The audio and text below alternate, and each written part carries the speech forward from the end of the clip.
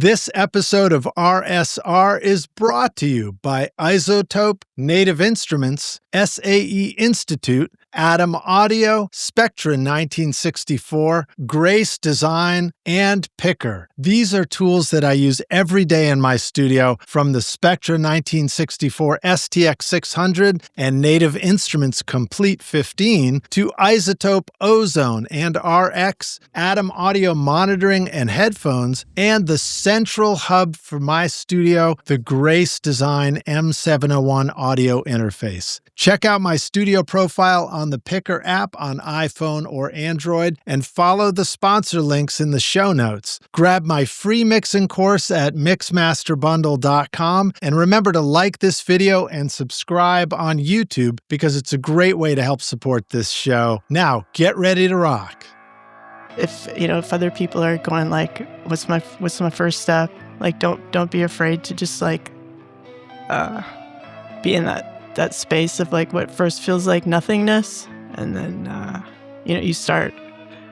If one piece of advice I give people who are like, how do I meditate? And it's not like, I don't think it's like clear your mind. Like that's would be really hard to do, but to like just like let things occur to you. And you don't have to necessarily feel like you own it. You're just observing. Yeah. And really see it, like see everything about it, and then let that go and then observe something else. And then just, I think like over time, you kind of map, kind of GPS this other world that is yours.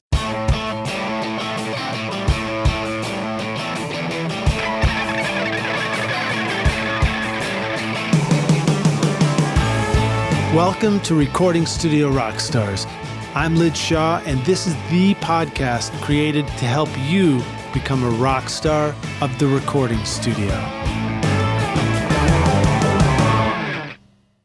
Dreaming of a career in audio or the entertainment business? SAE Institute Nashville, in the heart of Music Row, offers hands-on programs where you'll learn on professional-grade gear with industry pros, learning through real projects, not just lectures. Explore studio production, live sound, audio for film, and a whole lot more. Or take the entertainment business program to learn about contracts, promotion, and more. With diploma, associate, and bachelor's programs, there's a path for you. Book a tour today at nashville.sae.edu or call 615-244-5848.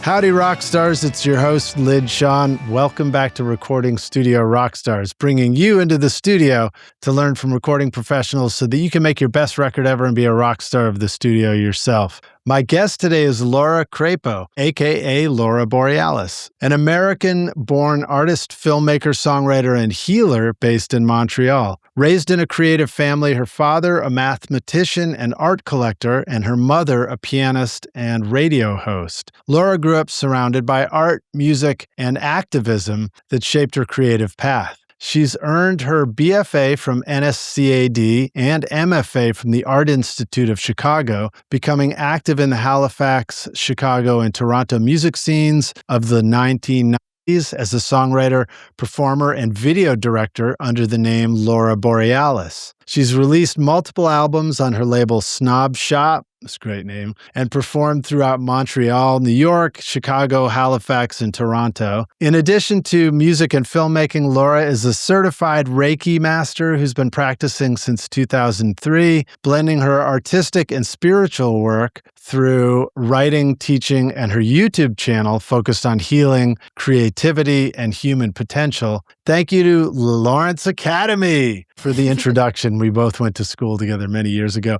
Please welcome Laura Crapo to Recording Studio Rockstars. Laura, are you ready to rock? Yes, I am. How often does everybody ask you if you're ready to rock? Maybe more often than people would think. I don't know, my friends are fun. Your friends are fun. Nice. Oh, I just wanted to interject. My mother, she was also a legislative counsel for the Ontario government. Cool. So she helped write some amazing laws, including a nursing home bill that gave more rights and protection for the elderly. So it's worth mentioning. Right on. We're fighting Are we fighting the power or are we fighting for the power? I don't know. One of the two. Both, maybe. We are the power and implicating We are the ourselves power. in the world. I'm all about like fighting for your rights. I mean, as you know, and we were talking about off camera, I went through the whole movement here to fight the city of Nashville, trying to squash home studios with the overly restrictive codes. It's incredible. And your persistence and just strength over the decade, like incredible. So Thanks. congratulations. It's patience. I guess I was just like, well, you know what it is? I'm just still waiting for that first invoice I sent out as a recording artist to show up, so I'm still here 10 years later. No, just kidding.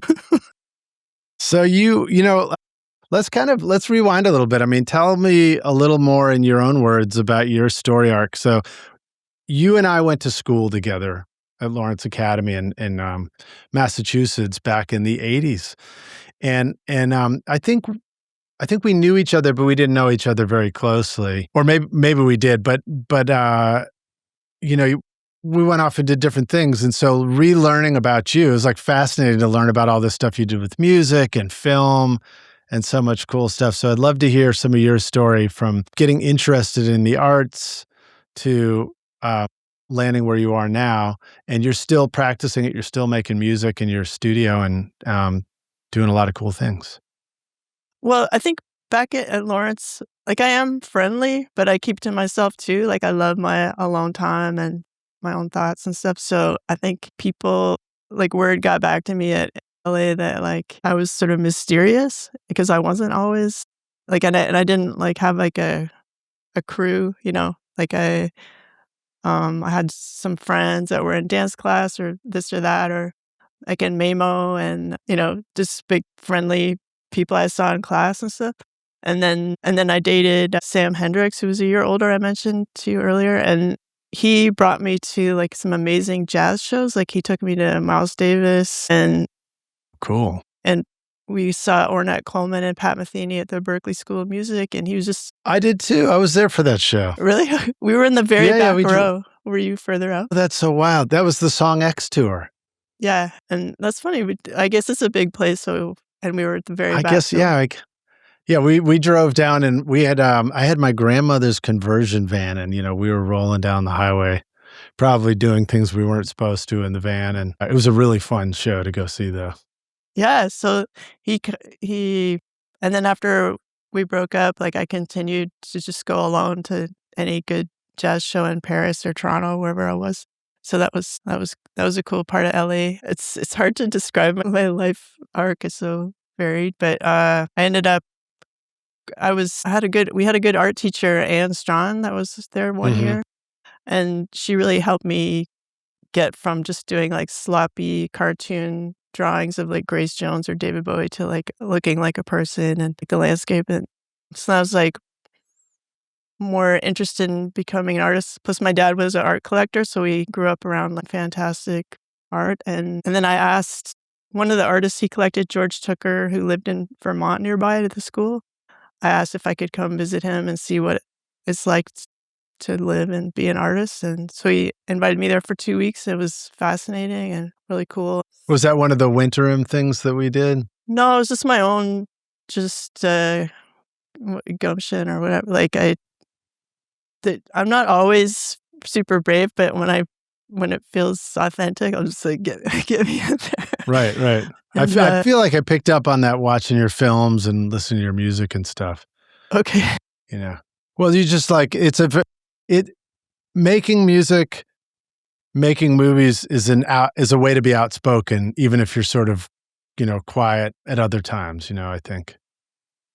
I think that my parents had normalized being active in the art scene, music or otherwise. My mother was, I would say, the best pianist I've ever heard play Beethoven or Joplin, but because her parents were academic, like her dad went to Yale and her mom went to Vassar, and I think I think she thought like art was just like the gravy on the whatever. And but I've heard other people play Beethoven. I'm like, I don't think so. Like she did it better.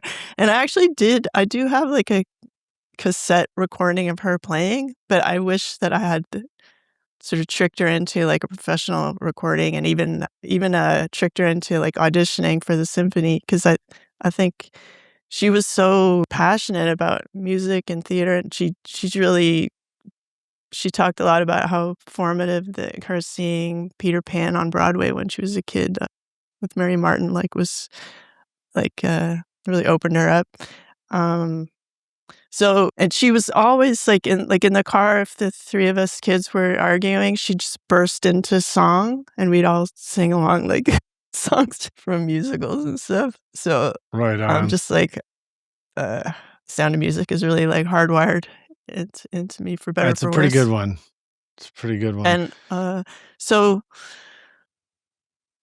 yeah, it would be weird not to sing and not to make art, but career-wise, I think my parents would have wished me to have like a PhD or some drudgery like that.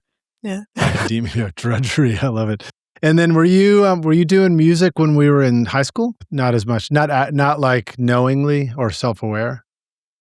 Not like you guys. I remember always walking by you guys, like the band guys, just sitting on the steps of that building, and then the teacher was saying like, "Hey, come be with us." I was like, it didn't like, make sense to me, and also like practicing an instrument, like, like even now, like I thought when I first started like actually playing guitar, I thought, oh, in 10 years, I'm gonna be so good. I'm just gonna be like all over the fretboard. But no, like I've kept my capabilities at like just enough to write a song and perform it. Yeah. But I do think like if I'm around instigators, or if I don't feel judged, I'm actually really good at improvising on guitar or piano or whatever. But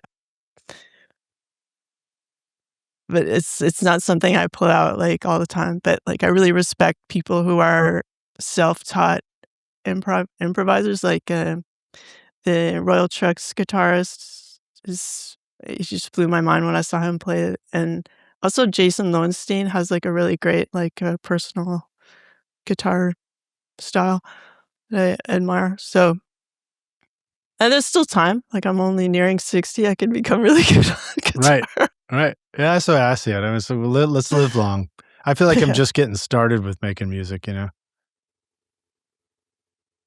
it's like an old friend that you check in with now and then or something like that. Yeah, and now is that part of your sort of life path too? I mean, maybe I know my kid is now grown up and going off to school, and maybe your kids have also grown up. And are you finding that you have more time to do creative stuff again if you want? Yeah, it's wonderful to see my 3 kids like thriving and becoming independent, happily independent, and deepening their interests in other things they want to pursue in life.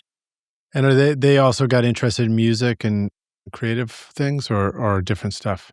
I think for them it was unavoidable too, because between me and Greg, their father is Greg Timoshenko from the Leather Uppers, and like he walks around the house with a guitar strapped to him, like playing the Kinks or what, just an encyclopedia of awesome, like anything from 68 to 72, like he knows. So between him doing that and me writing practicing my own stuff,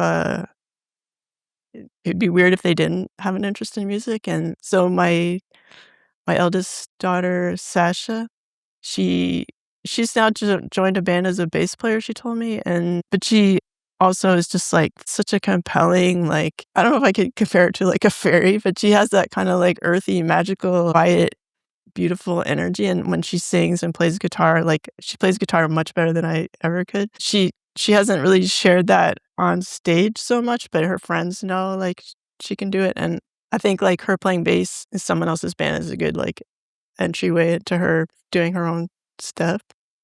Yeah, that's how I got invited into bands for the first time. Even at Lawrence, I don't know if you remember, but we played in front of our common area building once and did a show. Yeah, I remember that. And I used to make one guy always play like that carousel, that riff on guitar. I don't know if that's the right name of that song, but one of your friends could easily just do like famous guitar riffs and stuff. Yeah, I remember that. I remember that.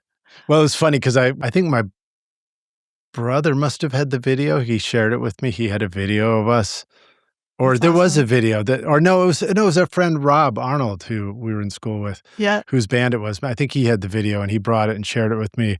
And I can see my brother and his friend like dancing, and I'm wearing like the goofiest. I'm literally wearing like Porsche sunglasses. Remember that they made these folding Awesome. sunglasses for a Like minute? Yoko Ono?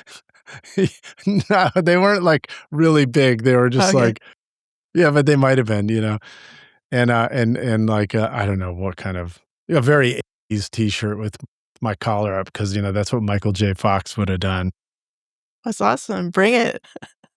I mean, I want to bring it back. Yeah, well, that's cool. So then, for you now, Oh, I want like, to what is mention it just about? Can I Yeah, just please. sneak in? My youngest daughter, Chloe, she also has her own band with some really great guys who are learning music at Vanier College here. And so they're really capable on stage, and they're called Bubblegum Flavor. And they gig around here. And they remind me a bit of Fairport Convention, but I think they have like other sort of vibes. And they're a bit like, they're giving a bit of that, I guess. Yeah, that's a killer reference right there. I just finally learned Now Be Thankful this year. I always love that tune. Yeah, it was really in 2015 when Alden Penner and Michael Cera was drumming for them on a UK Europe tour. It was so profound for me to be like in the UK. Like, I was like, this is where all my favorite music is from. And like just certain cities we'd go. It was kind of overwhelming. I don't know. It's wild because I just had no idea you're so into music until, reconnecting with you later, which is why I'm excited to have you on the show too and finding out about all the stuff that you've done um, musically and artistically. So tell us about do you want to tell us a little bit about your time in England, in the UK?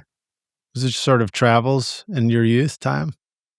Oh no, like that was really just that for that tour. I mean, I did go on that Lawrence Academy trip to to England, the King Oh, right Arthur on. themed trip, which was really cool. And what was great was Stonehenge wasn't roped off yet, so we were just like hanging out, like sitting on the rocks, whatever. Oh, right. And so it was this special time to go, and even though like I'd had very strong kind of premonition kind of stuff happened to me in my youth. I don't know, like it really aligned with that in the end because like I have had like a very, I'm sure everyone and their grandmothers had some intense dream about King Arthur, but I had one. So I wrote the details down in case I ever do like my own Kubrick King Arthur movie. I don't know, and I have ancestry back there, so it's such an intense like small place where so much is happen like everywhere, like in every square foot, of that place. Like I said to this guy who was from there that like, in every square foot someone's been like married or killed, or, or something Wow. like that. Like so it's so dense in terms of human activity for so long there, and Yeah, you get that vibe there. that's a cool thought. Just thinking about, I mean, it may be true of everywhere, but there particularly for sure.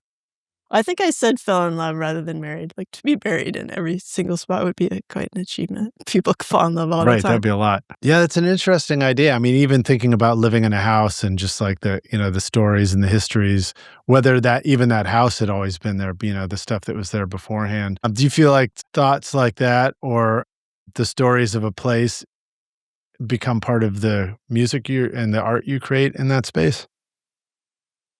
Absolutely. Like, I actually had a really easy time writing the songs from my 2008 album, Laura. I did it at this chalet in this like side shed kind of room, where my father had built like a pottery studio for one of his ex-wives.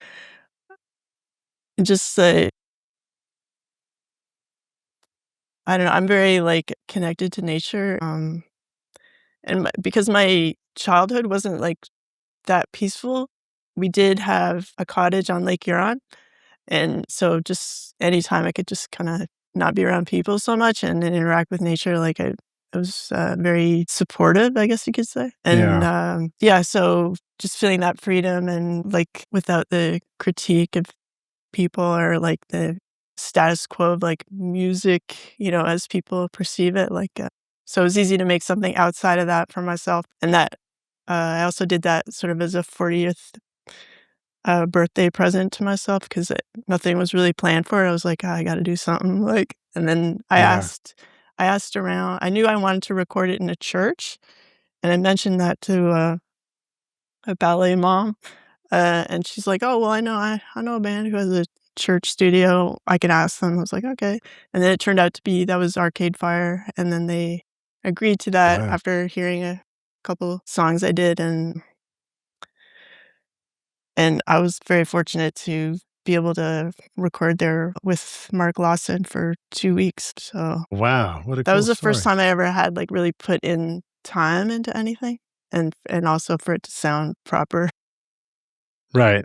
Rock stars, if you want fresh song ideas, Complete 15 from Native Instruments has the tools to kickstart your creativity. With Contact 8's Chords tool, you can generate and customize chord progressions instantly for songwriting. And the Phrases tool gives you ready-to-go melodic inspiration right at your fingertips. With 165 instruments and over 150,000 sounds, Complete 15 helps you turn blank pages into music. Pair that with a Complete Control keyboard or machine hardware for seamless integration and hands-on control. Go to nativeinstruments.com and use the code ROCK10 for 10% off. I noticed that was one of the things you brought up. You've got some thoughts that you wanted to share, or just thoughts about, how the sound is important to you, or the difference even between analog and digital, and what all that means to you. Is that something that's worth mentioning, or is that something that we should hear? Even. Well, I mean, it's something that through trial and error, I figured out like just analog stuff just jumps out at you, and like it's very physical. Like it's I know sound people hate when you describe sound or but yeah, digital just doesn't have that life to it. And even just rotten recordings I've made on analog just sound great just because they're on analog. And like when I was living in Chicago, going to the Art Institute for my master's, and I met Bob Weston from Shellac in Halifax, and I was asked by Sub Pop because I knew them from music video stuff I'd directed, and they're like, "Hey, can you come by and take a photo of this recording session that Bob Weston is doing?" I was like, "Okay, no problem." And so I did that, and then we met. And I was like, "I'm going to Chicago soon." He's like, "Oh, well, call me up." And so then he invited me to this restaurant next to Lounge Jacks, and we were just sitting and talking. And then this other guy comes up, and he's just chatting with Bob about recording music. And then I turned to him, I was like, "You record bands too?" And everyone just kind of laughed. It turned out it was Steve Albini. Like I'd heard his name, but more like kind of like metal or punk, like music nerds would bring up his name. So I knew he existed, but I wasn't like knowledgeable about what he did. But we ended up dating for like 3 months, and he's a great artist too. His drawings, like he made his album covers and stuff. Like Yeah. he's just very bright, like very easy to talk to on any subject. And so we got along in that way. And then also because I like recording, and I always kind of dated songwriters.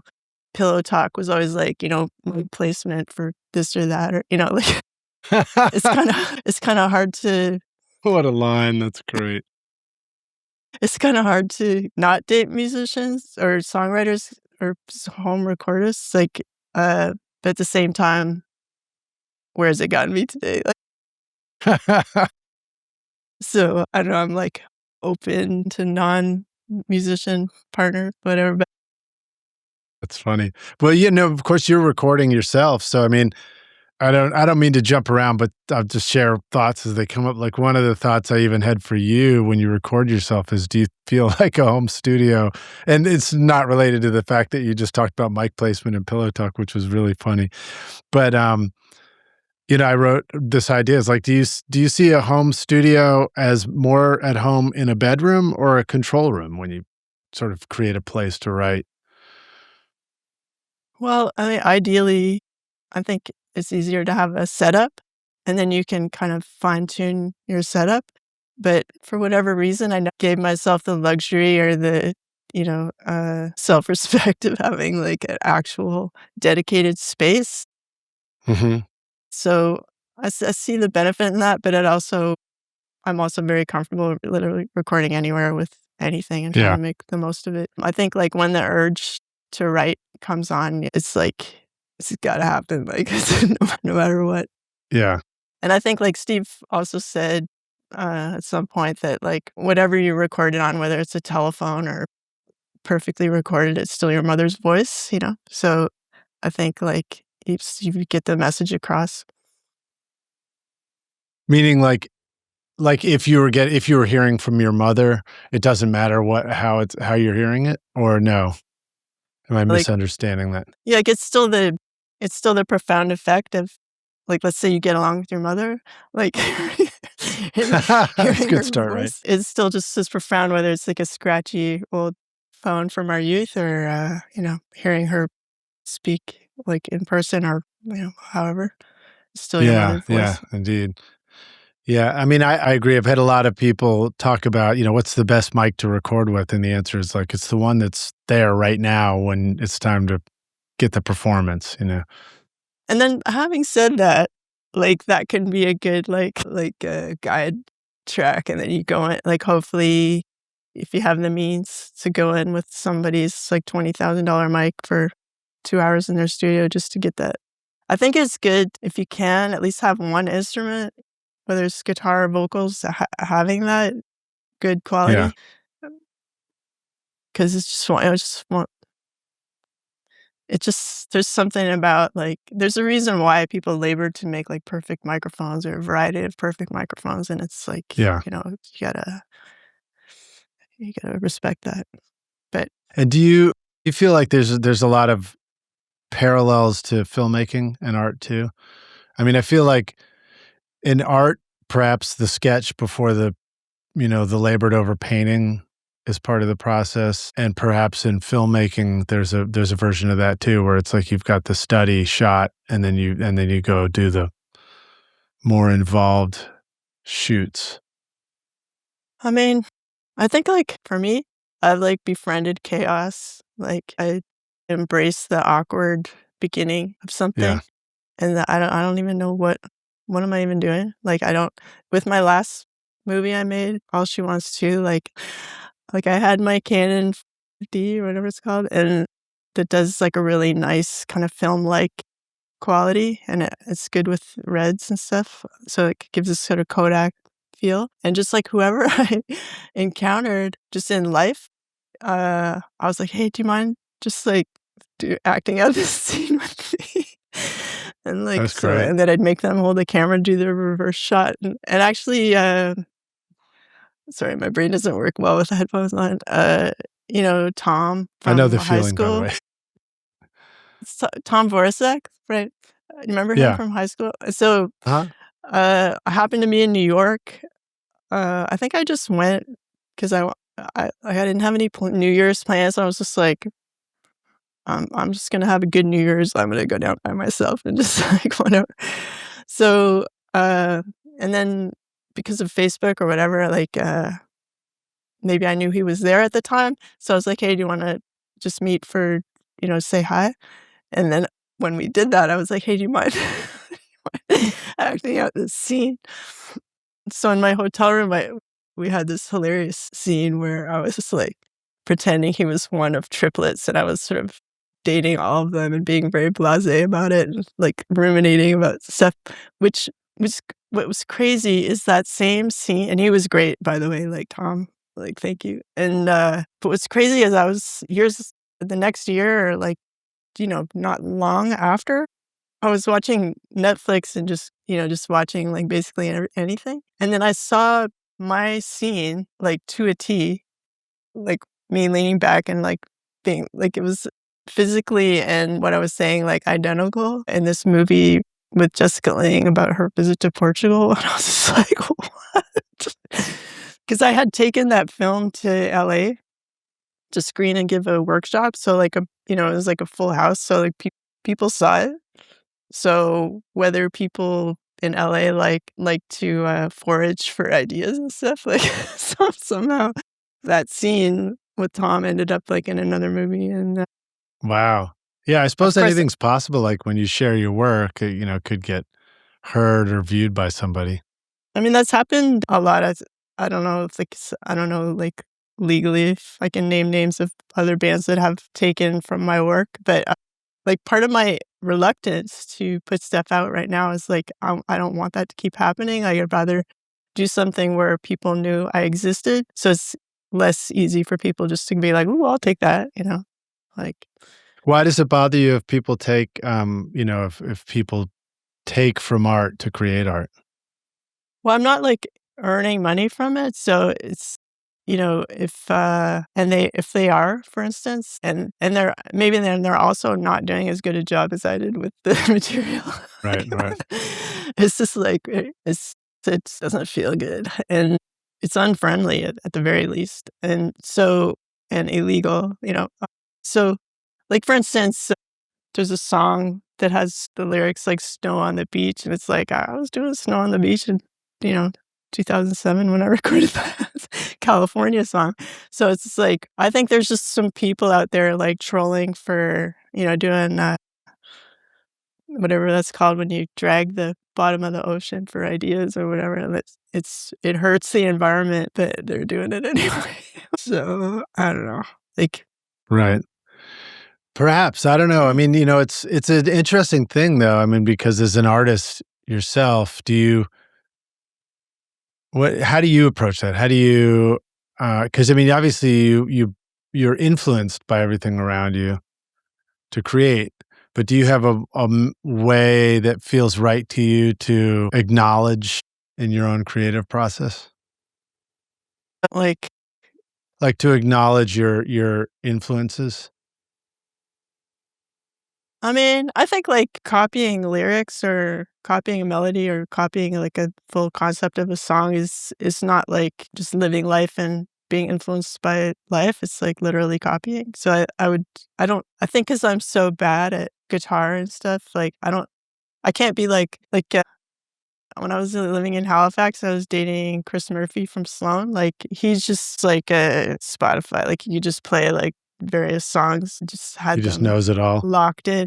And I think like for better for worse, like some of their music is giving like April Wine in the sense that they can play other famous band stuff well. And I would think it would be hard to pull that back if like we could really open with it such and such, but whereas I'm like my hands are tied with my dislike of practicing. Like so, and I'm also more like my songwriting generally starts with lyrics, and I learned through spending time with other people that they start with like a beat or like more sensible things. But like so, and I've also spent so much time in my own brain like cultivating myself. Like it wouldn't be as interesting for me to go like, I love that song. Like, I never wish I could be someone else or, Right.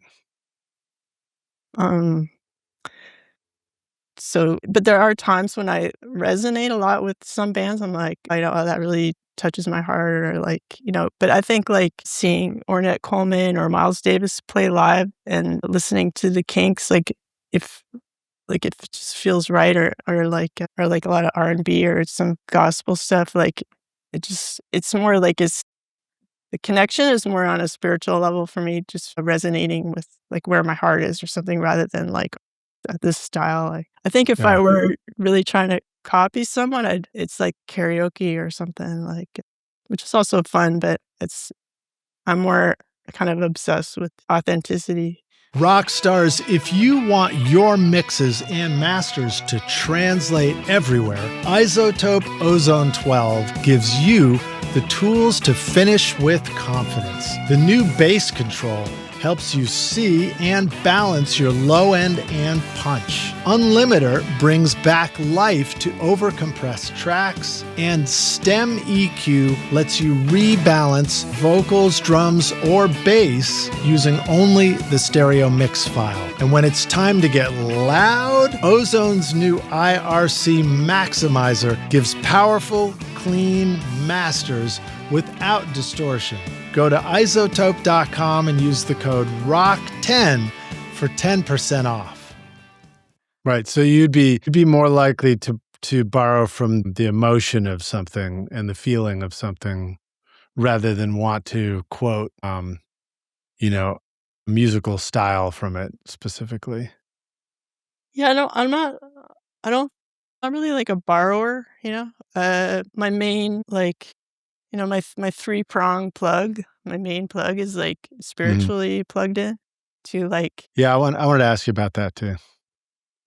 so I would say things flow from there, and like any like sort of little minor details stuff is sort of biographical, like WTF, things that filter in. Uh, Yeah.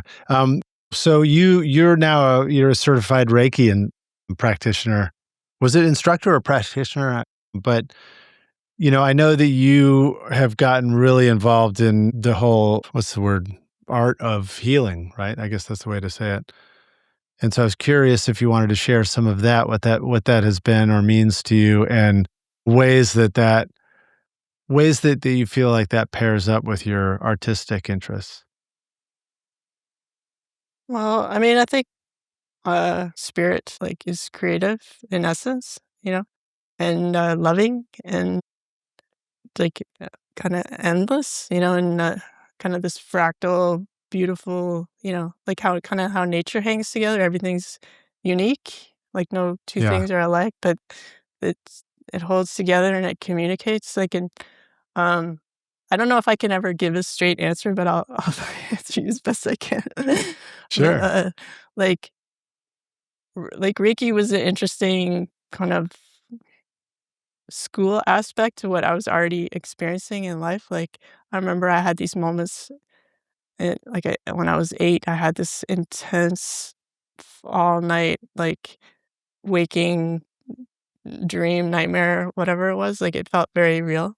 And I guess you could call it like a past life thing where I felt like I was the same person as the character. So it was sort of you learned to recognize these things as indicators too, that you were tuned in on a different level Yeah, like energetically. I would get like life-saving messages like that, like just this place is not for you, or like don't, like if I had this premonition at Lawrence actually, like about a car accident. I had it 2 months before it happened, and I told my friend, like either Rebecca or somebody, about the details of it. I was like, I'm just gonna tell you this. I know it sounds weird, but if it happens, I told you, whatever. And then it did down to the detail of like the car, the song that was playing, like everything. What happened was this car, I was in the fast lane near Niagara Falls, and this car just stopped suddenly, like completely. It was a bunch of teenagers. And uh, because I'd already had this kind of mental rehearsal, I was like, okay, I'm not going to hit that car. I'm just do what I can to like not touch them. But then, like, of course, the car behind me sideswiped me and crashed into them. Everyone was fine, but when I was in the cop car after, like, talking about what happened, I was like, "Oh my god." Like, all the details, like, the car type and, like so, for And it whatever was the reason. same song that you were Yeah, listening to in your car or something? yeah, so, like, I feel I'm very grateful to have these life-saving sort of help through my life. Like, I think, everybody has a difficult life, but, like, I think there would have been periods where it would have been hard to summon faith or positivity to like see another, see over the hill kind of thing. And so I'm grateful, being in touch spiritually, or uh, being able to like see everything about someone and heal them. Like it's not like a really like some people appreciate that, but it kind of makes you an outsider, and it's hard to have a discussion about it with people that aren't also experiencing that. And for better or for worse, it's part of my life. Like, you know, So I know for me, let me think about this. I would assume that if we had a discussion about this, maybe when I was in high school, I wouldn't have been ready necessarily. Maybe I was more ready than I know, but I just would have been more likely to have the obvious response to, things that are that are unusual like that, where I would have thought like, oh, what's that all about? But I've learned through going through some of my own experiences in working with an energy healer who did like a chi massage here and doing cranial massages and acupuncture and other things, that like there is way more to what's going on in the world and the universe and our experience than we're being told, when you flip the TV on or whatever. And so yeah, I don't know. Have you experienced that people who don't experience the same thing as you, but are more, open-minded to it, that it's easy to communicate about it or not? I mean, I tended to make close friends with people who are also highly intuitive, because then we could sort of short form. I have a very, like, my communication jumps around like more than some people, like from like timelines or, so talking to someone who's also highly intuitive like makes it easier, but they're not always like great people either. Like it doesn't make them perfect. It just means they're highly intuitive. But I don't know. And then some people, like if you're like a truth teller, not everybody likes that, Like some people like this kind of zone they've sort of carved out for themselves, and it might be corrupt in some ways, or they're good. Like they're functioning, like don't mess with perfection kind of. So I'm not always like a welcome addition, into people's lives, but because like I'm happy on my own too, like it's not the worst thing. But I would say that it's not like super easy making friends. And like if I am close with someone, eventually they might have some resentment that I can pick up on stuff they don't want me to see. All right, I thought it was fascinating. Have you found an opportunity? I mean, like the stories you just shared about being in the trade center, getting in the car accident. Does the filmmaker in you ever want to write the script for that, or the songwriter ever want to write the song to tell those stories? I And mean, I think do you even approach songs as like? I mean, I feel like your music feels cinematic when I listen to it. Like you're thinking about a storyline. I mean, like budgetary, because like if I can do it for free, like it's probably gonna be more like My Dinner with Andre, like obviously. Right. But so but like when I was hired as a director and there was like an actual budget, like the Sebadoh video for Ocean, it's like, here's your art director. And she's like, what would you like me to make? I'm like, I'd like you to, I was like, can you make a backdrop of a real heart with Sebadoh in it with like, I don't know, it was like very kind of like heavy metal look. And she's like, yeah, no problem. And then, like the next day it's like perfect. And I was like, what?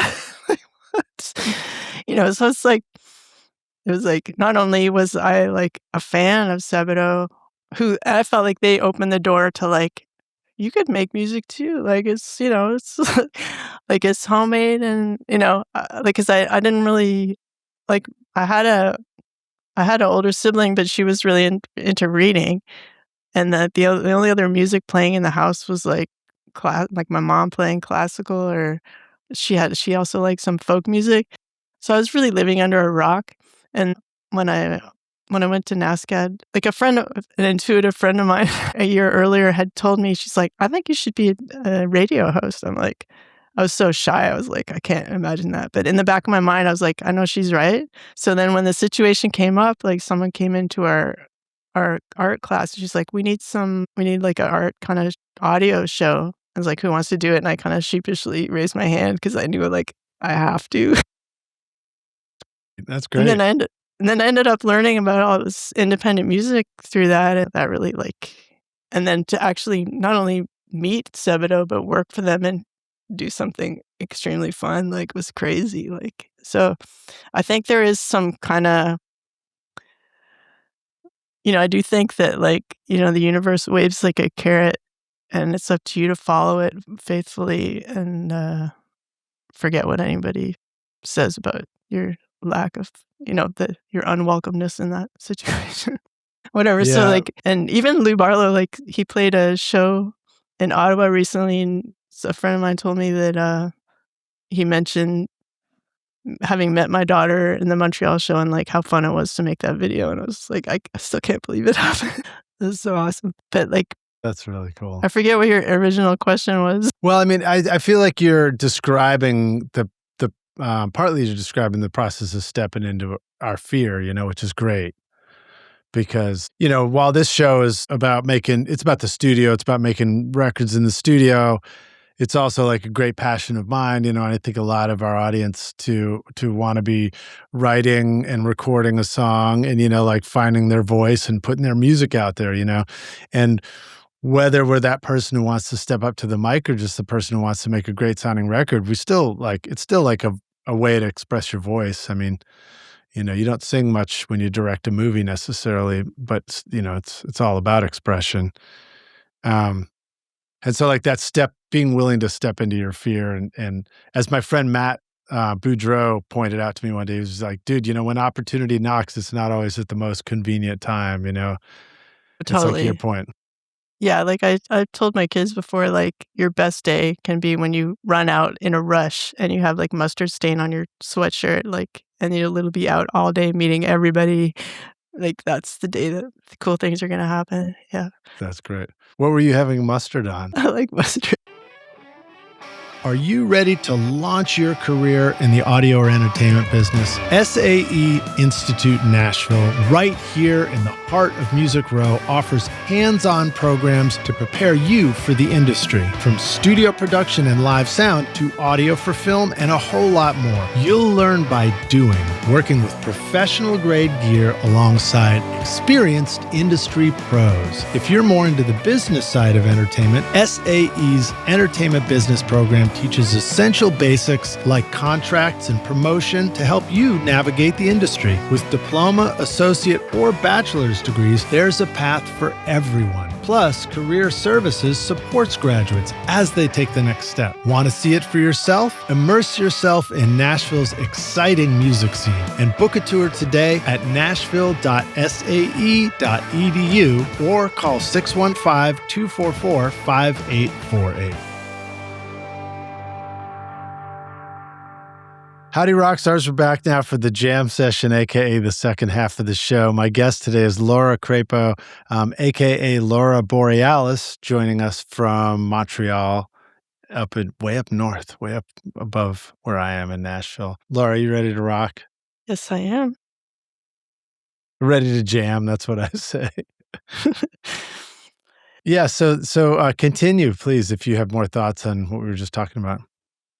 Yeah, so I think like, the old saying, like, know thyself really matters to me with just whatever I'm doing, whether it's art, film, music.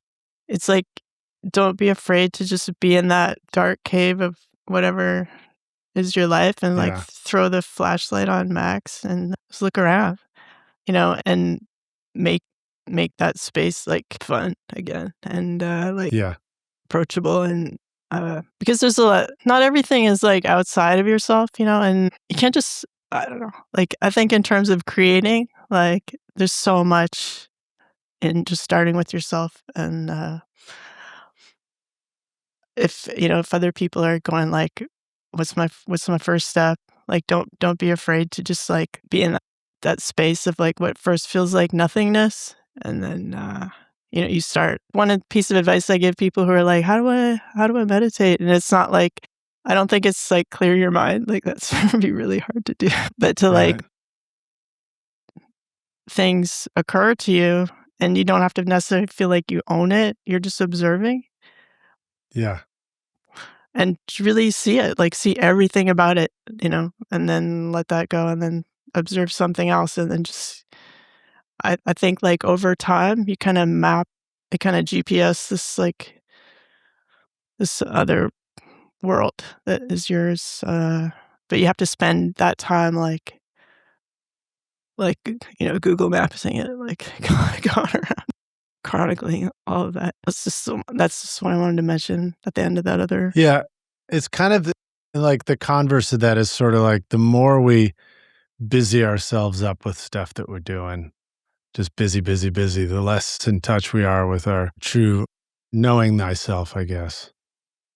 Yeah, there's I'm no Bible scholar, but stories like Judas and all that stuff becomes very real. And it's like you can get really busy with what your best friend thinks is good for you, or this or that. And Yeah. if you're not centered in yourself, if you haven't made friends with yourself and kind of forgiven, like when you think of the word forgiven, it's not like, oh, it's okay, like it's all good. Like it's not like that. Like I'm for giving this back, to the creator, and it's not my job to solve everything. And you can be wiser moving forward and stuff rather than just stewing on it and living in that cycle, whatever. So Yeah. there's a lot of self-preservation in a loving, positive way by turning inward, And all this stuff applies. I mean, I can't help myself, but all this stuff applies to writing songs, doing the mix revision number 20B, like all the ways that we don't necessarily allow the thing to be, whatever we're doing in that moment creatively too. And we keep critiquing, we keep comparing it against outside instead of inside. Yeah, I had To a me, weird it's a fascinating part, Sorry, I go had ahead. a weird experience playing the what is it, North by Northeast festival one time. Some of the industry obviously comes to those shows, and this guy said to me, he's like, your song's really good, but if you pick up the pace a bit, and I was just like, what are you talking about? What? So it's you sure the music industry in quotes exists, but it's susceptible to being irrelevant or tacky or whatever.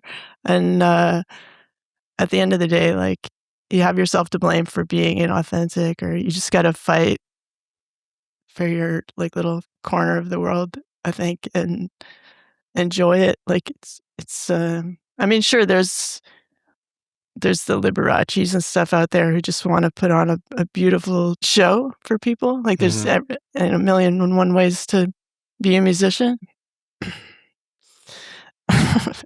But yeah, it's both fun and weird to go to music festivals and stuff and really implicate yourself in that world. And like I said, I'm a bit wary to keep putting out stuff that other people can just use as their buffet for songwriting. And so one way or the other, I got to make peace with that. Right. Do you think that could be your own version of self-critiquing or looking for creating a way to shut the door on yourself? I mean, it's like this, I don't know. It's not music isn't the only interest, but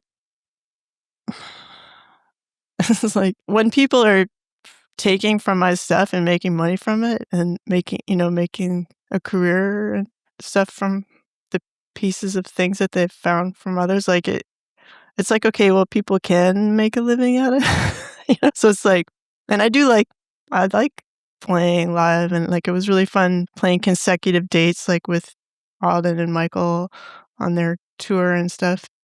Just getting over the initial jitters of, oh my God, I'm playing a show. Now that I'm past that from having that experience, it would be more interesting to do it, but it's okay, but under how does that how does that even work? And then you see so many examples in the music industry of just things just going to total shit, if I can swear, even for You can well-known totally people. swear. There's all these warnings out there, Prince or whoever, just their haunted look, don't don't sign to a major. What it's I mean, I know. Just in the government, there's good people that work for the government, like my mom did.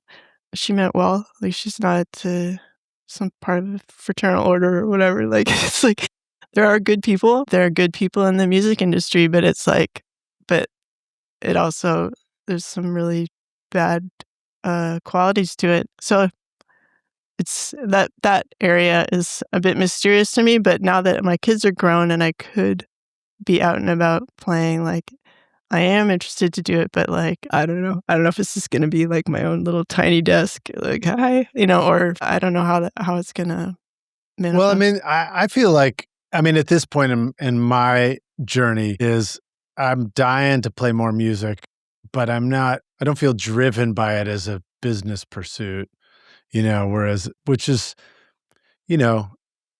for me at a later age in my life to compare myself to an earlier age in my life, that's not apples to apples anyway, right? Like if you're in your 20s and you're pursuing what you're doing, probably are thinking about like building a career at something. And then as we get older, it might just be the living out the passion of creating, I mean, my mom was a prolific painter, and so she was just always painting. And as a kid, I remember being self-critical or being critical of my mom sometimes in a way that I think kids can be of parents, and I think kids are supposed to be. I think that's actually what we're supposed to do. Like respect our parents, but also try and take the whole human race one step further or whatever. I'd look at mom's unfinished paintings and I would think like, oh, why didn't you finish it? You should finish it or whatever. And now I get it a little bit more. It's just like, I think mom finished when she wanted to, and I think she didn't finish. When she didn't finish, it didn't bother her too much, or maybe it did.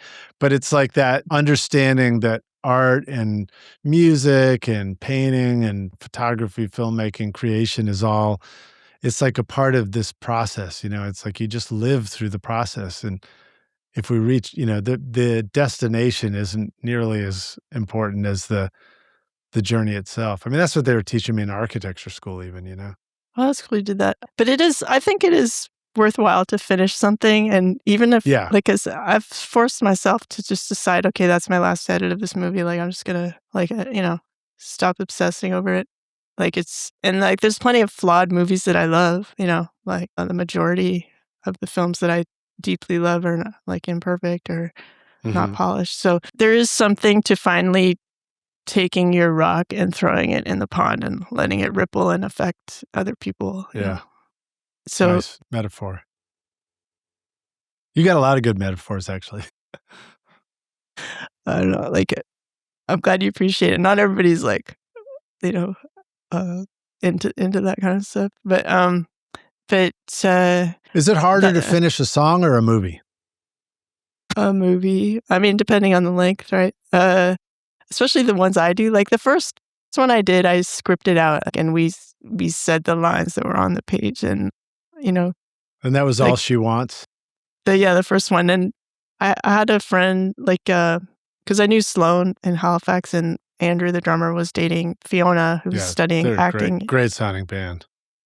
And she was always sort of away in Toronto when I knew them. And then and I moved to Toronto, and a bunch of those Halifax people had moved to Toronto too, because for work. It's like that Canadian movie Going Down the Road. Like eventually, people from the East have to go to Toronto to make a living or something. So, and then because I was all fired up from going to art school and like, I want to do this, I want to do that. Like I said to Fiona, it's like, okay, I want to make a feature. And I knew that she was frustrated for always getting roles of like the prostitute or the policeman. I was like, okay, let's do something that you're starring in, and that we can really respect, all your acting talents and stuff. So I really made her like go through the ringer with stuff, because I would because we didn't have a budget. It was like guerrilla filmmaking, like, and the camera was bigger back then, like in the 2000s. So we'd go into a fancy mall and just like start filming stuff until we got kicked out, but we'd be all like dressed up like and as these like sort of bitchy Toronto women and stuff. And then I also, like, I went to this vintage BMW place and we were kind of dressed normal. And I was like, hey, do you mind if I just like film my friend in this nice car for a minute? He's like, yeah, no problem. Then I was busy on the phone, but she comes back dressed like in this like fully like leopard outfit, and she's like crying and stuff in the car. And I was like just looking over from their phones, like, what's going on? Awesome. They're like, thank you, bye, And so, and just making her like just yell and cry and all this stuff. Like, she was such a good sport. And anyway, so like it's imperfect, but it was awesome to make. And like, you can't get to the good. You can't get to your goal unless you go through the trenches like that. Yeah, definitely. And then what about, I love the term guerrilla filmmaking. I've talked about like guerrilla recording before. And for me, that was the bands that I was working with where we were constantly setting up a new studio in a new space, and like figuring out how to keep working on the record. Have you had some experience with what you would describe as like guerrilla recording around making music and making records and stuff like that too, or even just songwriting, creating this? Yeah, well, Chris Murphy, when we lived together, he had a cassette 4-track, and he was showing me how to use it. And because we didn't have like all the instruments set up there, like he was showing me that a good way to make like a drum beat was to put the mic under the sofa cushion and beat at that, and it sounded like a good kick drum and stuff. And nice. We recorded. That's actually a first for this podcast, by the way. You just delivered a first. And I remember this one time, like, I was really sick with the flu, and Matt Murphy, like, they're not related, but they have the same last name. He was in the Super Friends. I directed a video for them too. And so he was over, and we were just goofing around with the 4-track, and like, I sped up my voice, and I was like, it ended up being this song Foxy incorporated on my Snob Shop pink vinyl 10-inch thing.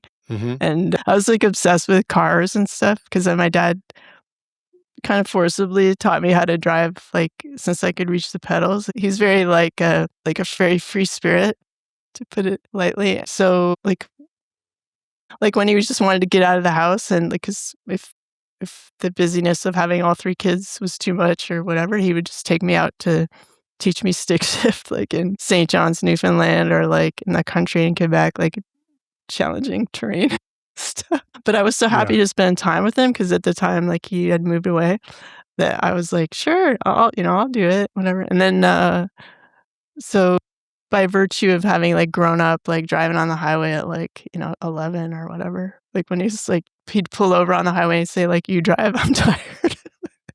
My siblings would be like, no. So my first few songs like were about driving and how much I love driving and stuff. So anyway, so I was lying on the couch like really sick, and like that, I would say that was like guerrilla recording, where it's just like, whether we're hitting cushions, making the beat, and like it's not a good day to record, we're gonna do it anyway. And so, and then we slowed my voice down to sound like a man, like kind of very whitish. Like, this is ridiculous. But it's fun when you use 4-tracks. The whole tape speed thing, being able to make all those speed adjustments was a great way to record. Yeah. And so, just not being judgy. It's like, that was fun making that, like, here it is, and I think like maybe my art background made it easier for me to just be like, and here's the remnant from this moment, like being less like, oh, is it music? Like, matter. Hey, rock stars, writing and recording your next great song just got a whole lot easier with Complete 15 from Native Instruments. This powerful toolkit gives you everything from deep sound design to instant musical ideas. Contact 8 introduces creative features like the new chords tool, letting you generate and customize compelling chord progressions without needing to know music theory, making it perfect for songwriting. And the phrases tool helps you find fresh melodic lines on the spot. With over 165 instruments and more than 150,000 sounds, Massive X battery and Guitar Rig 7 Pro, you've got everything you need to create in any genre. You can shape your ideas into real music fast. Whether you're sketching an idea or finishing a full production, Complete 15 keeps you in the creative flow from first note to final mix. Add your Complete Control keyboard or machine hardware to the mix for seamless integration and hands-on control. Go to nativeinstruments.com and use the code ROCK10 for 10% off. Yeah, so let me keep pushing on that though. So I appreciate that whole idea of staying, how would I describe it? Like being in the sort of subconscious creative moment and not letting our conscious self-critic have much of a voice, right? In the process, because the self-critic is the one that's like, well, that's stupid, why would you say that? It's the one that jumps in and kind of tries to, it's for me anyway, it's the one that tries to shut me down. And the subconscious part is the one that wakes up, from a dream with a song in my head. And it's like always trying to balance those two. But there's also a part of us that needs to fight for that vision a little bit. I was thinking about you doing filmmaking and the parallels to like David Lynch, and what he would say about film too, which is like in his book, in the Catching the Big Fish, he talks about, I think about it as the song demo. It's like that sketch of an idea that launches the thing. And then when you create, the creation process can take a while sometimes. And it's like, I feel like he was saying, keep referring back to the original idea so you don't lose sight of it. And I guess what I'm getting at is there's also a part of us that is like enough of a, like we might not let the, we might let the moment happen and we might let that subconscious speak and we might, try to lock our critic, our self-critic out of the room. It's like, you can't come in, whoops, I'm punching my desk behind me. But at the same time, there's a part of us that needs to be like kind of a tough badass, like I'm going to fight for this thing and I'm not going to give up on this idea. Do you feel, does that make sense? Do you feel like there's like a fair balance between we need enough of our self-critic to be involved to stand up for our original idea and our, finishing the thing we're creating, the song, the movie, the art? I mean, I think like you have to make friends with your intuition. You have to like make space for it in your life and have it not just be this annoying voice that disrupts the reverie of real life. I do think that there are good supportive messages through that like in my life, like have saved my life numerous times and have directed me towards a better life, that even though it seemed like completely incongruous news at the time. And I think like with David Lynch, like I appreciate that he promotes meditation, but in my personal view about what he's meditating on is like I mean, maybe it's by virtue of his living in Los Angeles, which is kind of a spooky place, like beautiful, but because of the people, spooky place. Yeah. Like it's intuition's like a FM dial. Like you can consciously choose to go to like the most beautiful, most loving place or live in a kind of darkness nightmare place. And a lot of his movies center around that kind of creepy, low vibration, still very dreamy and interesting, but like sickening and perverse, dangerous kind of stuff too. So he's like not a place you want to be. Well, I think like when I first became highly intuitive, and after doing Reiki, where like when I had my first child, it's a transition from doing whatever you want during the day to like full time. I'm here for this being, and so because I'm mentally like active, it was good timing to learn Reiki and practice distance healing just from home and have a very rich life in that way. And then also I learned like handwriting analysis and like a bunch, just a bunch of stuff I was That's interested cool. in. That's fun. And then there's a whole other storyline to that, but I'll just try to stick to it. But so after practicing my intuition so much and the energy work, it went from just being like an occasional, hey, watch out for this, to like full time seeing like everything everywhere. And it's just a bit overwhelming. So if I was initially, I was seeing kind of like dead people going like, hey, can you hear me? Like, because no one else, it's like, I think for them, they feel just as real as us, but no one can see them. So when they see someone who can hear them, they're like, they want to tell you their story. And at first it was like scary because I don't want to just be hearing about seeing murders and stuff or whatever. Right. But then eventually I was like, okay, they just want to be heard. They want, and so I would just be like, okay, I'll sit here and like observe whatever this is. And then it seemed to kind of like lift, like one time I was visiting a boyfriend's dad's place in the country, and the dad wasn't there, and it was like a farmhouse kind of thing. And I went in there, I was like, ooh, like over there between the kitchen and the living room behind this little wall, I was like, I see a woman holding a shotgun waiting to kill this guy. And he's like, oh, well, a woman did shoot her abusive husband. I was like, oh my God. Like, so Wow. there's all these like traces lying around. So you could live in that level where you're just picking up on that stuff that's very close to our lives. Or sometimes I try to meditate, like I go to like the most beautiful, like I can't even perceive what it is, the details of it. I'm just like going for like the most incredible feeling and the highest form of like unconditional love possible, and just like hang out where I don't even belong, or I have no means of understanding it.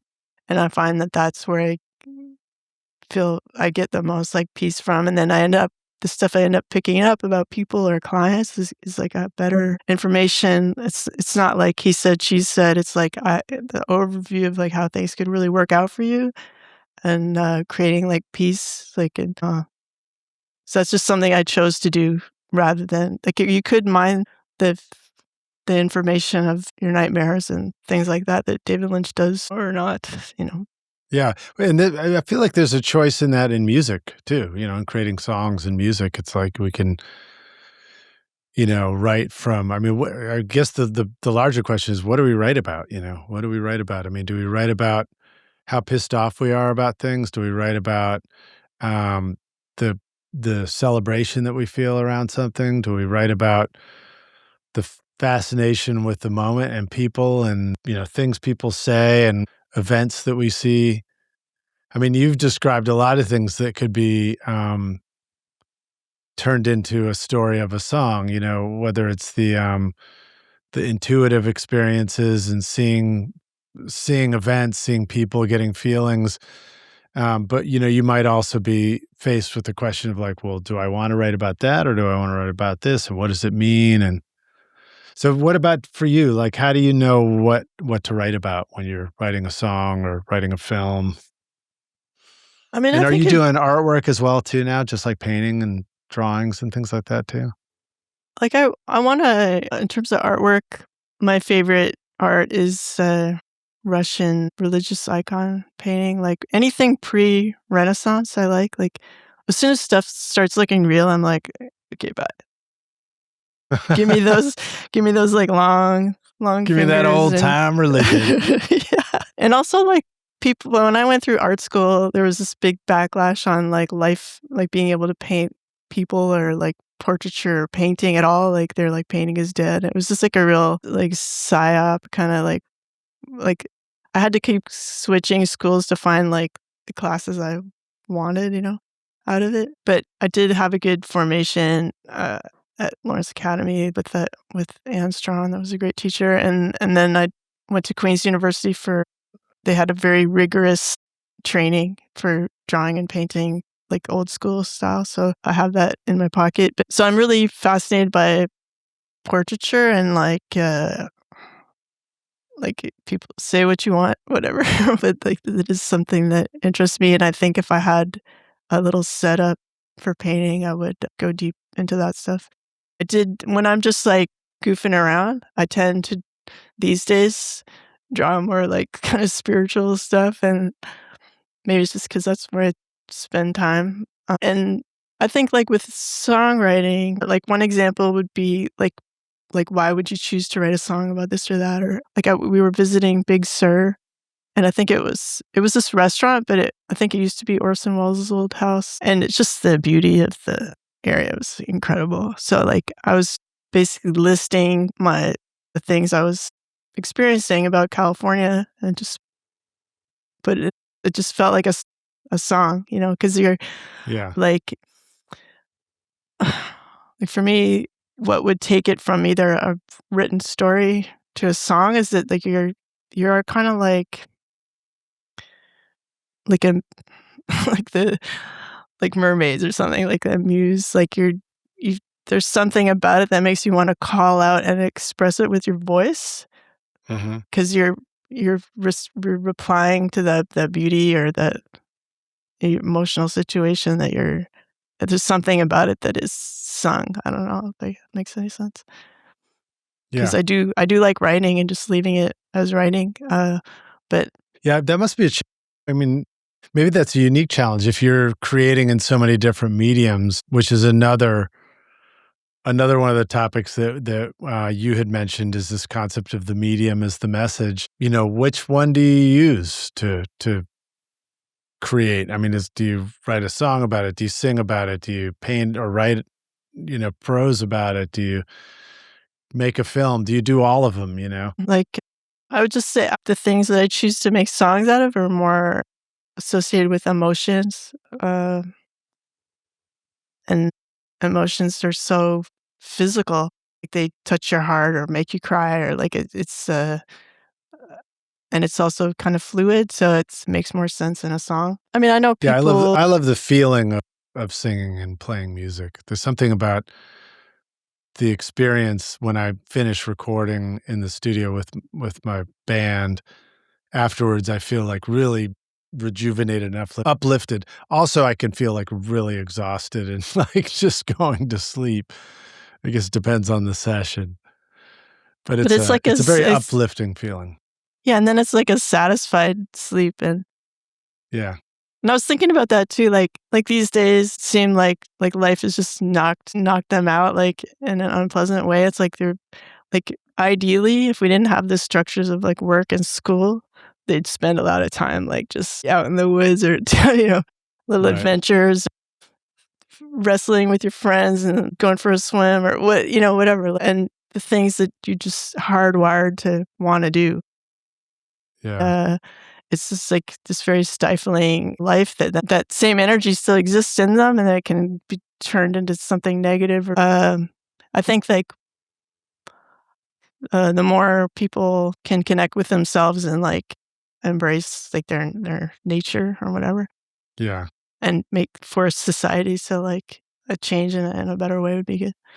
Not force. You can't say words like that on the internet, but like, like, it's like that same like throwing the rock in the water. Like things do have a ripple effect if you contribute. Yeah. Yeah. I agree. I totally am. So for me, the desire now for me to do more creating, write and record more songs and express myself, and the desire to, more importantly, or just equally importantly, to be out there helping an entire community of people do that more. I feel like that is, I've learned that desire for me to do that is it, at its core, it's like wanting to provide an active service that helps everybody find their voice and, uplift their own creations, because I think that ultimately is just better for everybody and it's better for the world and it creates a better space and a better energy. I think the more we can express ourselves and the more we can create with a positive, reinforcement, the more likely everybody smiles at each other when they walk by, or like laughs or, sings in harmony together. Yeah, I think like when people say like oh you play music, oh I could never do that, or like it's like everyone should be doing it at whatever level, like it should be like the olden days, like parlor games, like people put on a play at home, or Yeah. like it's normal. It's normal to be artistic and, do work and whatever. But Because we kind of all do it on a certain level as kids, instinctively, intuitively, when we're little. mhm. Yeah, and when we have this sort of the structure of, I don't know, like companies that own like everything from the radio stations to the, you know, uh, sure they're creating something, but it's not like really nurturing of society. It's not like empowering to everybody to like be part of it. Like and I don't know, like it's it's bizarre, and it's temporary. It's so temporary, and it's dated. It's so dated, like it's crazy. Like some of the acts they promote today, like that are very manufactured. I'm not saying like nothing against the actual artists who, apart from that whole structure, like are probably very talented and interesting people. But like when they have so many other people's ideas upon them to like create, it can seem like intimidating to people to like even try to be part of that. But it's like being part of that isn't really the goal. It's like having Yeah. an artistic life. Hey, rock stars, when it's time to finish your music, Isotope Ozone 12 gives you the powerful new tools to master with confidence. The new bass control helps you balance your low end, EQ, sustain, and punch so that your tracks translate everywhere. Unlimiter restores clarity and impact to overcompressed mixes, and Stem EQ lets you rebalance vocals, drums, and bass using only the stereo mix file. When it's time to push loudness, Ozone's new IRC5 Maximizer delivers clean and powerful competitive masters that stay open and musical. And with an updated mastering assistant that guides, not decides, you can move faster, make better decisions, and stay fully in control from start to finish. Go to isotope.com and use the code ROCK10 for 10% off. That was one of the things that, because I had a chance to spend a lot of time working with Steve Albini at Electrical in Chicago. So let's see, it would have been probably about 4 or 5 years after you were there. And one of the things he said when we were working with him is he just made the comment that stuck with me about like, oh, you can't make music and worry about what other people think. It never works. You can't try and make music to please people because it's not going to work. That was one of his comments. And, on the flip side, doing this podcast and interviewing so many people, I certainly get other perspectives from people too, which is like, there are professional songwriters that probably, that are on a mission to somehow, take the perfect cross section of what everybody's feeling in society today and borrow for ideas. That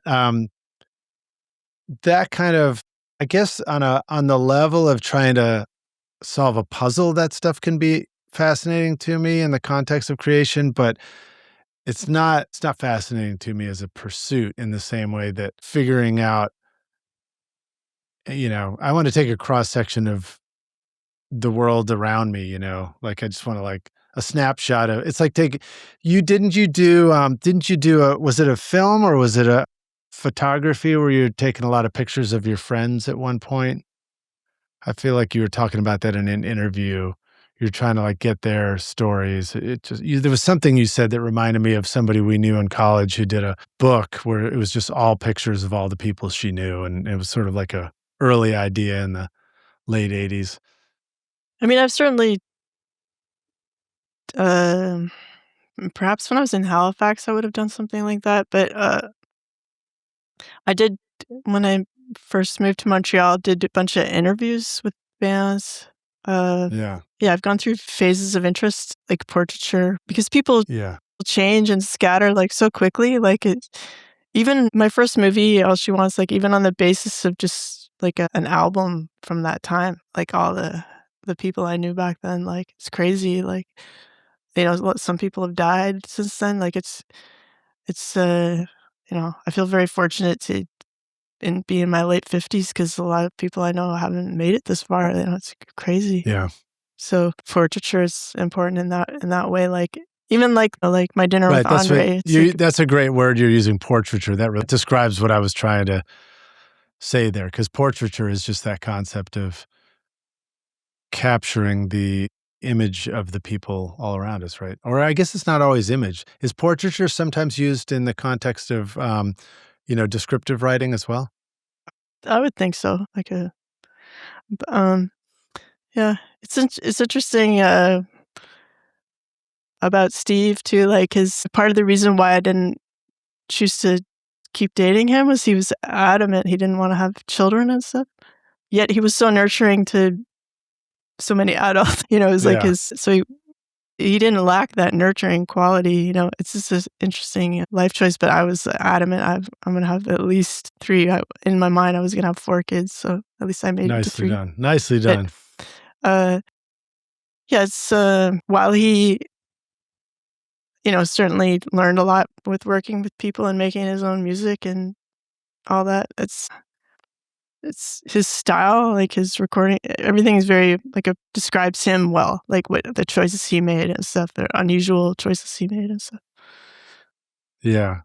Yeah, he was a really interesting personality. So like he was, on the one hand, he was outspoken so much as a great descriptive of what I'm trying to say right now is when I was starting out at a studio here, Alex the Great, I just did an interview with my mentor from there, Brad Jones. And there was there was an issue of a magazine called Magnet, I think it was, in the back of the control room. And on it, it just had a picture of Steve like looking small, like an overhead perspective. And he's like standing and looking up at the camera, and it's just like, the biggest asshole in rock and roll or something like that was the title of it. So it's like he had this character, this persona that was sort of like outwardly expressed as a don't give a shit what you think kind of. Well, I mean, I don't want to say it the wrong way. Like just he was unabashed. He was unafraid to just say what he wanted, very opinionated, like, I don't care what anybody thinks. I'll just say it. But on the other hand, when I worked with him, he was like the nicest guy in the world. He was like super generous and really nice and really thoughtful. And it was just cool. It was fun to see that contrast, that juxtaposition in somebody. I liked his truth teller part of his personality that I could relate to. And I think what people perceived as being an asshole was him just protecting that territory of freedom of expression. And yeah. And it's a good thing he did. I mean, otherwise I don't know that he would have made so many records with so many great bands and artists. Yeah, yourself included. Did you record with him? Is that what you said also? Yeah, they're not extensively, but like I recorded this little single with a friend from art school. Her name is Rebecca Kratz, and so our last names together, we called the band Craps because it's close. But so it's kind of charming, and I listened to it recently because my stuff's been in storage for so long. I haven't had it's moving to Quebec is really cool, but it hasn't been a great place career-wise for me. And for whatever reason, it's not New York or LA, that's obvious. But and what is your career focus now? Is it still a direction for you? It's like life has other plans. This is a good title for how things have gone. I've had these little glimpses of what will work, which doesn't make sense to the average person. I've seen myself doing well in acting, and I'm a shy person, but I do like directing. I appreciate good acting and stuff. I don't know if I'm capable of it. I've done some just because I had to make my films, because who am I going to get for free to do this? And so I kind of feel like if the opportunity came up, the radio thing, I'm open to it, because I feel like I've had some sort of green light, even though if I said to someone yeah, I want to get it, I have an agent and I do audition for stuff. I haven't gotten anything, but like it's certainly good exercise. Pretending you're other people or a chicken or whatever voice that they're asking you to do. So I'm saying like, okay, I heard you. Like I got an agent. Like because like other stuff I try really hard to do like doesn't work out. So I've learned the hard way through trial and error that like whatever I foolishly think I'm gonna do with my life is gonna be something else. Like right. So in other words, like it's more like you have to be open to you have to have your antennas picked up or up so that you can pick up on the opportunity when it arrives, as opposed to going to get it intentional. Yeah, I think it's like just be a good person, live your life, like sidestep karma as much as you can, and and be open to when you're called upon to do your thing, whatever that is. Like I didn't intend to be. If you had asked me in high school, like if you had told me in high school, like you're gonna become like a healer, like I'd just be like, what? Like no. Like not at all, so, but in the end, it's super cool. Like, like I wouldn't, so. Yeah. And that's something that you can do remotely as well, right? Yeah. Yeah. I'm kind of like taking a break from it because like I kind of feel like at this point I've seen enough about like the human condition and like what general advice comes through. That's why I started doing YouTube stuff because I thought like instead of just one-on-one, I want to if I can be helpful to more than one person at a time. And then I didn't want to just do that because like I am interested in the arts and like art. A good song can touch a lot of people or whatever, crack a little door open in the darkness or whatever. So it's not irrelevant to make art also. So it's like something I can do that I'm highly skilled at, like healing people, reading people. I'm not going to say who, but like I met somebody in Chicago. I went to this modeling school just because I was like bored in my program. And people had come up to me periodically when I was younger, like, you should model. I was like, okay, I'll go to a modeling school and see if that's for me. But it was like really specific and weird place. And Chicago is more like a catalog modeling place than New York or Paris or something. So, but it was kind of funny to be taking these classes. And then one of the teachers, it's hard not to say like all the details, but like, anyway, he knew a famous model. And when he was doing my makeup and I was just kind of spacing out, I was like sort of reading his energy. And I was like, yeah, you should call her up, like at the time, like he wasn't like a big cheese, compared to this famous person. And anyway, like they got married. Like telling him what I saw gave him and I sort of laid it all out. It gave him the courage to move ahead. And then it worked out perfectly for him. So this may be totally an unfair question, but is there something you can tell our audience that will like all?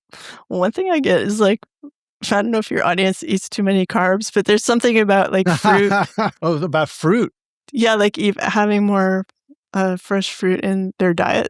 And I'm a recent raw vegan myself, so I'm eating nothing but fruit and salads and stuff like that all the time. Yeah, and then I guess like if they have like one good piece of gear, like heavily like use that the most or whatever. Like I don't know, that's like an obvious thing, but I feel like there's so many, like for instance, there's so many like filters and whatever you call those like options of altering the sound and whatever, but like opting for like the best capture of the thing. Yeah. In a way, making something that other people would want to copy, like even if it's messy when you make it, but if you're able to like use one good piece of gear to like capture that, that's what I pick up right now. But when you're asking about like the whole world, like it's like, I know it's like I knew it was a silly question even when I asked it, but I figured what the hell. Yeah. But yeah, no. So yeah, I'm eating tons of fruit and salads all the time now, so that could be related. And I would say that there's probably a lot of There's a lot of tradition of not eating so well in the recording studio. Even the concept of like the coffee pot that's constantly brewing. I finally decided to just give all that stuff up, and I'm making more records right now, which is a nice feeling. Yeah, like, because I've had, like, not that much money for a while now. Like, I was trying to find ways to, like, still have good food and stuff, so I got into, like, sourdough and, like, making my own yogurt and, like, just cutting costs that way, and they taste Hmm. way better and stuff. So, Yeah. I got it, like, for the people out there with the sourdough starter. DIY food, DIY record making. That's where it's at.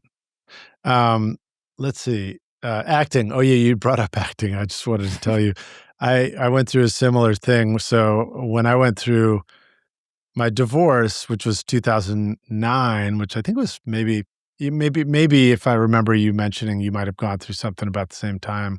Yeah, But like the yeah, which is, I mean, there's probably other parallels in the world too. I mean, that was like, the big crash and everything that probably affected a lot of people in a lot of ways. mm, But as I came through that, I was like, okay, it's time to, time to get to know myself. So, that was my discovery of meditation. That was my discovery of, going through a bunch of therapy and just self exploration and reading a lot of books and, learning about the concept of forgiveness and just really, really like looking, I guess paradigm shift is a good way to think about it. It's like really rethinking my life experience and various things. And one of them, I was like, I decided, okay, the things that I didn't do before, I want to start doing. So dancing, like always feeling like two left feet and not really dancing or having somebody else, say I couldn't dance. I was like, all right, I'm gonna go find a dance. So I joined one of those flash mobs and went and like dressed up as a zombie and did the Thriller dance in this 5 Points down here one time, and that was a blast. And nice. then yeah, that was fun, but then the other one was acting. So I was like, "All right, I'm gonna look in the back of the newspaper, the Traders Post and answer one of those, looking for actors Cool. ads." And I did it, and I got the gig finally, but although it showed up much later, and I went, and they were lawyer ads, and they're so funny. It was years That's later, and I had this, awesome. like, super long beard, so I'm, like, doing the, like, "Herman and Herman got me Oh my paid, god. got me $400,000," like a fake cell phone in my hand, and money flies out of it, and it's, like, the greatest, I have to see greatest. that. You have to send that to me. I'll show it to you. I don't think it was for, like, local lawyers or something, so luckily, I probably forgot the name of who it was. But it was a really funny thing to do, and it was a funny experience, and it was also, like, funny in a way that, this is probably a parallel between music recording and filmmaking too. I mean, it was just me standing in a weird room in front of a camera with a bright light and some strange people, and I had to memorize this line that was on a little piece of paper. Boy, was I surprised how hard it is to memorize a line under pressure. But, like, when the thing's done, they've got me green screened on some other background. It looks like something something's going on, but really when I actually did it, it's just me standing in front of some weird camera in a weird room. And it's funny how that is, and even record making can feel that way, I suppose, right? But The yeah, like the like overdub, the yeah, manipulation. like you're writing a song at home, it's like, "Oh, this is great." And then you're in a different place or, your voice isn't like with Unbreakable, like Right. for the life of me could not have like a sorry, the cat is like scratching something. Um, That's awesome. like my voice was hoarse and there's no escaping it. I feel so sorry for Adam Brown who had to cope with that. Like, eventually he had me like lying down on the floor just trying to like relax my throat. Yeah, so it's never perfect and you know, maybe there's like a metro strike or the engineer's in a bad mood and could care less if you live or die, like whatever. You just still gotta like just love yourself enough to be like, this is great. no matter what. Right. Well, didn't you make a comment too about, I mean, that this kind of gets into the topic of like the mistakes are part of the artwork, because I think you pointed out that listening back to it years later, you're like, the scratchy hoarse vocal, I wouldn't have wanted a perfect version of it now. It was better that way somehow. Is that what you were commenting before Yeah. our interview? Yeah, and like I've told like people I've met who are like, "Oh, I could never be an artist," or or telling my kid, like my eldest daughter went to photography school and stuff, and I just said like what I learned in my 6 years of art school is like what you're incapable of doing is your style. Like your failure to do it correctly is your style. Oh, that's a great bit of advice, or a great insight, really. Are you recording your own music or other people's music in your studio, but you're having trouble figuring out how to get your mixes to sound great? Do they sound weak and distant or lack punch and clarity? Well, I've got a gift for you to help you take your mixes from sounding like basement demos to sounding a lot more like professional mixes. And it's my free course called Mix Master Bundle. This course will show you how to get pro-sounding mixes from your home studio with free and stock plugins in Pro Tools. And the best part is, these mixing techniques will work for you in any DAW, whether you're in Logic, Cubase, PreSonus Studio One, Reaper, or anything you can think of. Are you ready to make your best record ever? Then go to mixmasterbundle.com to get started for free now, and you can find the clickable link in the show notes of this episode. Because we're so it's so easy for us to compare ourselves outwardly to others, and while on the one hand there's certainly opportunity there. Like there's opportunity for us to be inspired outwardly. In the same idea that, I don't know, if you're making a film or a photograph, you might want to reference your colors against something else to kind of check it, or going with your sketchbook to the art museum and sitting there and like sketching a great work of art as a part of a practice. Or when we're mixing music, to just literally like have a reference mix and keep checking our perspective on things. And then what's the term for like the Italians' art of perspective, where they used to do the lines and they'd actually look through the grid when they were painting? Perspective, or like you know what I'm referring to though? Yeah. Yeah. I guess that would be a version of that too, right? It's like it's like comparing yourself, just checking yourself against perspective is different to comparing yourselves to others. Because really, comparing ourselves to ourselves is the best. Don't you think? Like that's where we can kind of take the next step. Yeah, if you're like at the Paris Opera, and you look at the ceiling, it's this like messy, childish kind of Marc Chagall. Like this is what they choose to represent, like creativity and freedom and beauty. Like it's not perfect. Like it's not they're not anatomically correct like figures and stuff. They're not doing realistic things. No, like it's just it's so important to just start any project with like, I love myself.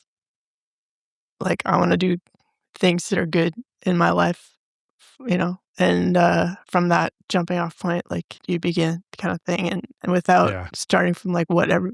You don't want to like have to busy yourself with like, well, what has everybody else done? Like that's creating some like bizarre parameters. And in the end, like people,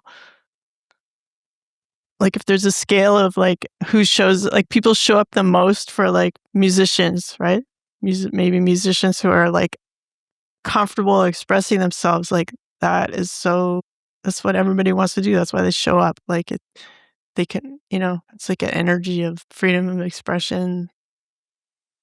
If you just like eliminate like the fact that they wrote a song and everything like that. And then it's so important to value yourself and know that like you have something to share that is unlike anybody else. That's really good. So I have one more question for you. This one is a question I like to ask all of our guests, and it is hypothetical. And we get to take the Wayback Studio machine, and you go back in time and you find young Laura And maybe you're just kicking around. Was it the Louvre where you were looking up at the Marc Chagall? Where was that? No, that's in the Paris Opera, but I do remember what Paris I Opera. was trying to say before is Continue. Yeah. Go ahead. yeah, like the painter Mondrian who Yeah. so I had only seen images of it, so it flattens every aspect of it. But then when I Yeah. saw a real Mondrian in Chicago at the Art Institute, I like started crying because it was like, even though what he's painting is like these rigid lines and boxes and stuff, every paint stroke is just like a tiny, fragile, kind of 3D, like awkward stroke. And I was just like, this is just destroying me right now. Great. So like you want to see your own like artist's hand as effed up or awkward or wrong that it is in your effort to create that perfect thing that you imagined. That's beautiful. That's beautiful. Well, I mean, maybe that's the answer to the question I was going to ask you. So it's like, if you went back and found young Laura, what advice, and you said, look, I've come back to give you this is the way I phrase it. I've come back to give you this one bit of advice. Here's the single most important thing you need to know to be a rock star of the studio yourself one day. What advice would you give yourself? Do you think that's the kind of advice you would have gone and told yourself too? Did you find yourself getting caught in the Xerox version of the work as opposed to the real, genuine version of the work that had the little brush strokes in it? For me, it's more about like other people. Like I think like people who aren't obsessed with their own creative process obsess over destroying other people's creative process because they want to do something, but because they don't have like a good place to put that energy, they pick apart other people, or they like try to intimidate. Or so my advice to my younger self would be just like keep playing shows, keep putting out records, like just don't listen to the army of bitches out there who just like they can't wait to have an opportunity to just like trip you up, and just like a warrior just hop over those hurdles and laugh all the way like to your success. Wow. That's awesome. I love it. Laura, this is so great. I had no idea, exactly what we were going to talk about, but we didn't run out of anything to talk about. This was really cool. Yeah, it was great. It's great catching up with you. And like Lawrence Academy, it's not perfect, but I feel like we're all like cousins and or somehow related permanently. So it's like, it's nice to, like, if you ever go to a reunion or something, it's always super heartwarming and surprising to see everybody again. Indeed. Yeah. Yeah, I'm enjoying more and more discovering who all my classmates were from school, people you just didn't really know that well back then. I feel like one of the fun things to do, I don't remember if I've done this from Lawrence, but I did this after grade school, was to connect with somebody who I thought we were enemies in school. And then later on, years later, you're like, oh, you're cool, and you're friends at a party or something. That's always a nice feeling, And that's really like at the essence of how I see the world, It's like that's why I feel so motivated to want to make music and want everybody else to be able to make music too, is because I think at our core, I guess I'm one of the people that believes at our core we're all, we're all good and loving, and it's the strongest power and emotion there is. In a way, like I'll take an enemy over a best friend any day, because like enemies, where they stand, whereas friends, like you surprise, Surprise! By the way, I'm moving. Bye. Or like I'm dating your husband or something. Oh no! I did that to my best friend. I did it to my best friend in college. Yeah, I dated his girlfriend. But in a way like that, the audacity of an enemy to be like in your face and telling you like, it's a great gift to just, it's not a nice method, but it's like the truth. Like anything that's related to truth, I appreciate. And like, Yeah. Yeah. Well, Laura, this has been awesome. Thank you so much for coming and being on Recording Studio Rockstars with us. Will you let the Rockstars know how can they find you? How would you like them to reach out? What if they want to, get I don't know if they still can get a copy of the pink vinyl record or just, check out your movies. How should people learn more about you? I did hoard all those pink vinyls, and because I didn't really let too many escape my clutches, that I've heard that they are going for like a nice sum, on eBay or this or that. But yeah, anyway, so I have those, and I don't know exactly what I would charge for them, but anyway, they exist, and one Bitcoin. Just charge one Bitcoin. one disc for another. So yeah, my website, lauracrapo.com is a good, and my email, lauracrapo@gmail.com is on there. And I've done a fairly good job, not a complete job of having everything that I've done on there, but that would be a good one way to reach me. And is it possible to see the full-length movies somehow from wherever we are?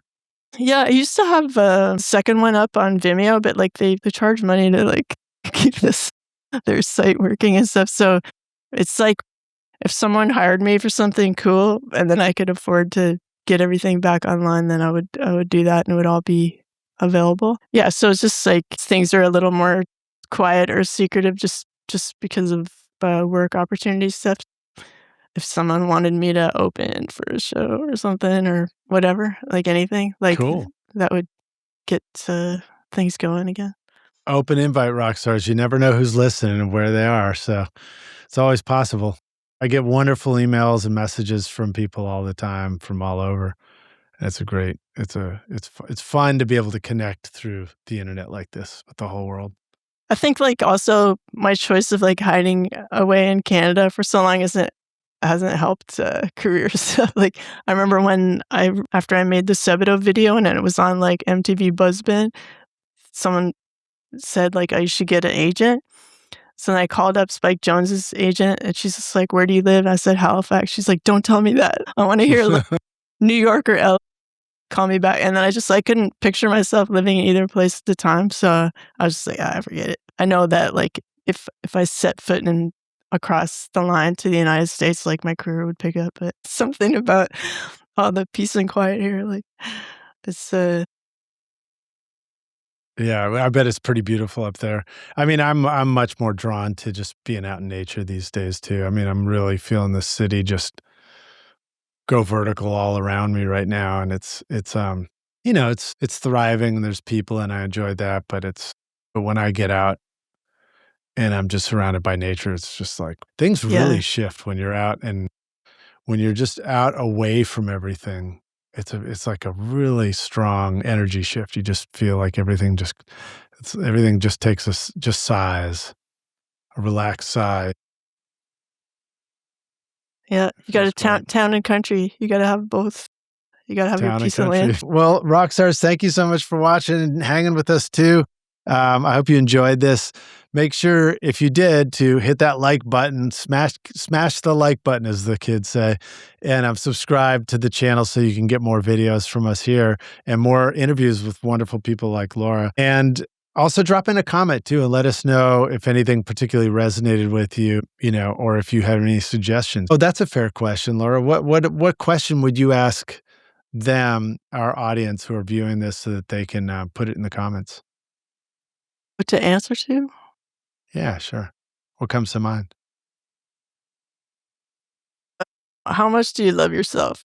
I guess. How much do you love yourself? All right, great. How much do you love yourself, Rockstars?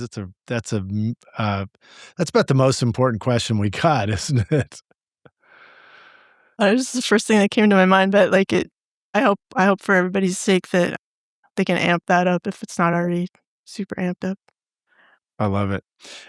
Laura, I look forward to seeing you in person and around, I don't know whether it's reunion around the studio or up in Halifax. So Halifax is near Montreal? Or no, Montreal is where you are now. Yeah.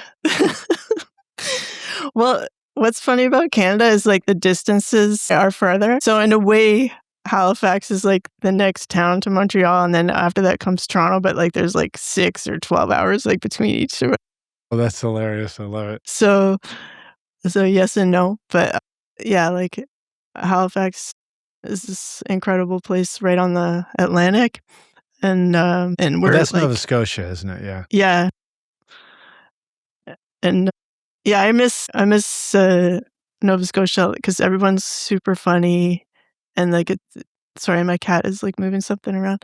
It's all right. Oh, he likes the water. So yeah, and Quebec is kind of like French Nova Scotia. Oui, oui, oui. Everyone's still kind of funny and jokey, but it's all in French. Like it's been cool getting to know Quebec and Quebecois and stuff.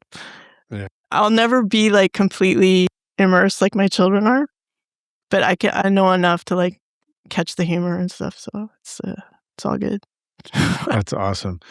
Well, I don't know. I can't think of a raw vegan fondue, so I don't know what to suggest for me to experience up there, but related to that. But I think the last time I was in Quebec, we were having cheese fondue and all that when I was a kid and went skiing. It's a beautiful spot.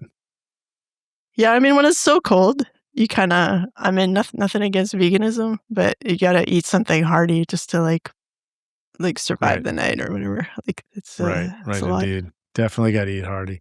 But I want to come down there. I want to go to like come a on cowboy. down. Come to Nashville. Yeah. Come hang out. You got a place to stay, and we can make some music when you're here if you want. Sounds good. All right. I'll see you. I'll talk to you soon. All right. Thanks. Thanks Cheers. for this. Bye.